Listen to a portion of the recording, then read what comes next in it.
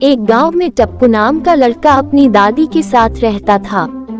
टप्पू हमेशा अपनी नसीब को कोसता रहता था, क्योंकि टप्पू किसी भी काम को करने जाता था तो उसका उल्टा हो जाता था।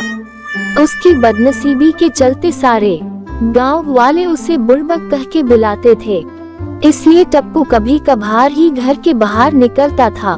टप्पू की दादी सब्जियां बेचा करती थी। सब्जियां बेचकर जो पैसे आते उसी से घर का गुजारा हो रहा था। एक दिन दादी टप्पू को चावल लाने को बाजार भेजती है। बेटा टप्पू, जरा बाजार से 1 किलो चावल ले आना जरा।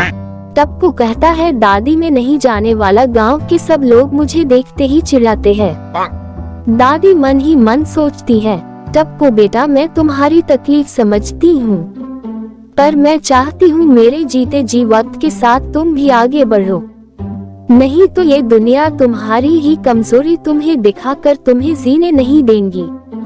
दादी टप्पू को बड़े प्यार से समझाकर कहती हैं, बेटा टप्पू देखो, जब कोई ऊंट में बैठकर हमारे गांव में आता है तो हमारे गांव के सारे आवारे कुत्ते क्या करते हैं? टप्पू कहता है, दादी वे सारे कुत्ते तो पीछा करते हुए भौंकते हैं। दादी कहती है, हाँ यही तो मैं समझाना चाहती हूँ, वे सारे कुत्ते ऊंट के पीछे भौंकते हैं क्योंकि उनमें हिम्मत नहीं होती है ऊंट पर बैठे इंसान को काटने की, इसलिए वह भौंकते हैं। वैसे ही तुम जब भी बाहर जाते हो ये गांव वाले कुत्तों की तरह तुम्हें चिढ़ाते हैं। टप्पू कहता है, इसका मतलब मैं ऊंट पर बैठा हूँ, मैं अभी बाजार जा चावल लाता हूँ। इतना कहकर टप्पू घर से बाहर भाग गया। दादी कहती है, लगता है इस लड़के ने मेरी कहानी कुछ ज्यादा ही दिल पर ले ली है, अब तो वापस आने पर ही पता चलेगा दिल पर ली है या दिमाग पर। टप्पू बाजार की ओर जा रहा था। रास्ते में जो कोई भी टप्पू को देखता वही चिढ़ा रहा था। टप्पू मन ही मन सोच रहा था, अरे मेरे पीछे तो आज काफी सारे कुत्ते भौंक रहे हैं। कुछ समय बाद टप्पू बाजार पहुंच जाता है और चावल लेकर घर की ओर लौटता है। तब रास्ते में कुछ लोग टप्पू को रोककर चिढ़ाते हैं। टप्पू गुस्से में आ जाता है और कहता है, तुम सब कुत्ते हो और तुम्हें मेरे पीछे रहकर भौंकना चाहिए।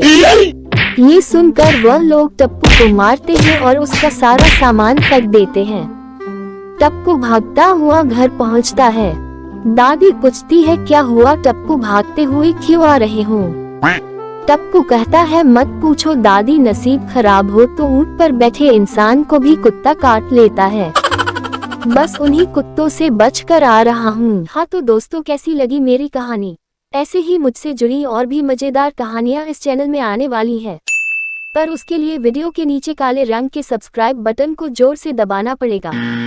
धन्यवाद।